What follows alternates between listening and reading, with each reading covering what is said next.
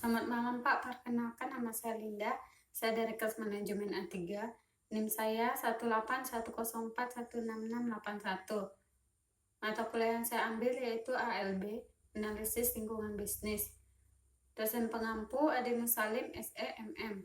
Di sini saya akan menjawabkan pertanyaan UAS dari Bapak. Yang pertama yaitu, soal pertama, jika saudara seorang pengusaha, mengapa saudara harus memperhatikan lingkungan? Yang pertama yaitu lingkungan ekonomi. Lingkungan ekonomi yaitu membantu mengawasi jalannya pemerintah. Mengetahui sistem ekonomi juga berarti turut serta dalam membangun negeri dan mengawasi jalannya pemerintah. Yang kedua yaitu membangun peluang, memberikan motivasi bagi Anda untuk melihat peluang. Misalnya saja sistem ekonomi di Indonesia yang berdasarkan Pancasila. Hal tersebut menjadi peluang bagi beberapa orang, salah satunya usaha di bidang sosial. Yang B yaitu politik. Politik pengelolaan lingkungan hidup tidak hanya di Indonesia. Upaya melestarikan lingkungan di negara-negara sedang berkembang berangkat dari kesadaran bahwa lingkungan disebut ulah manusia. Kesalahan perilaku manusia kepada lingkungannya berakar dari kesalahan cara pandangnya tentang dirinya sendiri, alam dan hubungan manusia dan lingkungannya. Oleh karena itu, untuk mengatasi melestarikan lingkungan hidup, saat ini harus dimulai dari perubahan cara berpikir atau cara pandang dan perilaku manusia kepada lingkungannya. Yang C yaitu sosial. Melakukan tindakan sosial termasuk kepedulian terhadap lingkungan hidup. Lebih dari batas-batas yang dituntut dari peraturan undang-undang, komitmen usaha untuk bertindak secara etis, beroperasi secara legal, dan berkontribusi untuk meningkatkan ekonomi bersama, meningkatkan kualitas hidup karyawan dan keluarganya, komunitas lokal, dan masyarakat yang lebih luas, dan komitmen bisnis untuk berkontribusi dalam pembangunan ekonomi berkelanjutan, bekerja dengan karyawan perusahaan, keluarga karyawan tersebut. Yang D yaitu teknologi.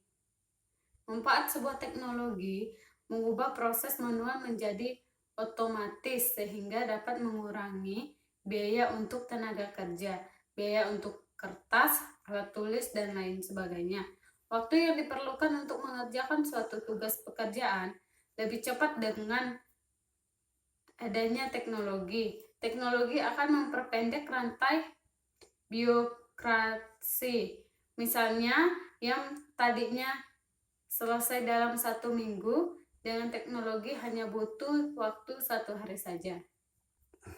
Yang F yaitu legal atau hukum.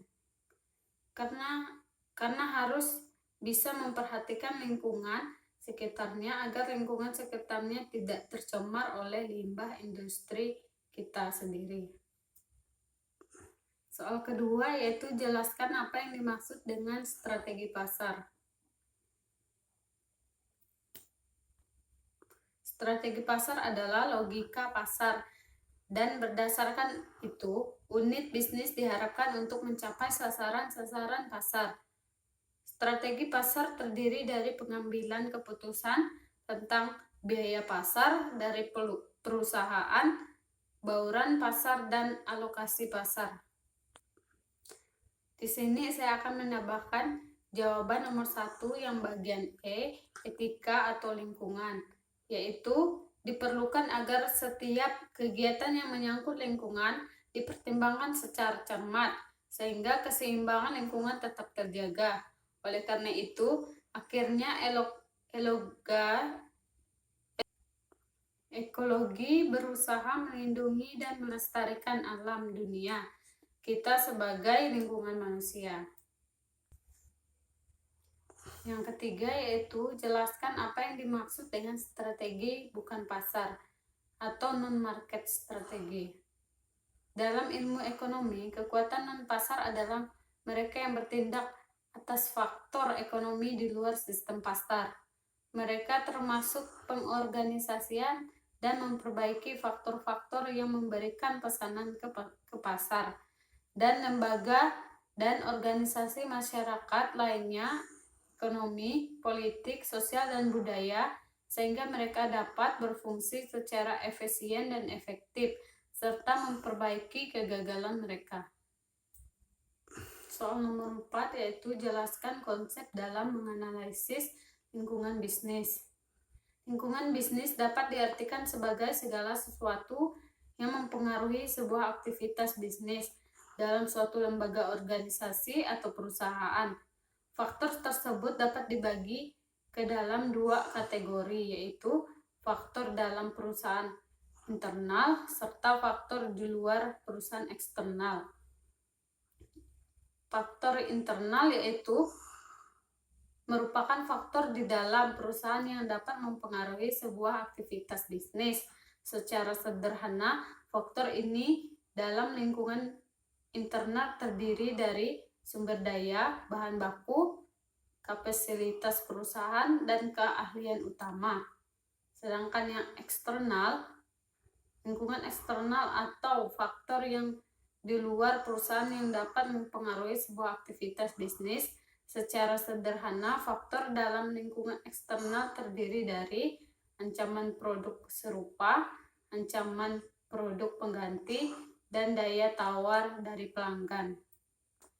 Selanjutnya, soal nomor 5 yaitu coba saudara cari buku mengenai cara melakukan bisnis atau tips untuk menjadi pebisnis sukses, dan jelaskan isi dari buku tersebut dan apa manfaatnya bagi saudara, dan sebutkan judul buku serta jumlah halaman dari buku tersebut. Yang pertama adalah judul bukunya, yaitu buku yang saya baca adalah 5 tips cara sukses jualan online melalui buku Sukses Marketing Online. Yang kedua yaitu pokok bahasannya, dikarenakan jualan online kini tengah menjadi salah satu alternatif usaha yang bisa dilakukan dengan modal kecil, omset yang tidak main-main. Tipsnya ialah berikut ialah 5 tipsnya. Yang pertama, tentukan niche atau produk Anda.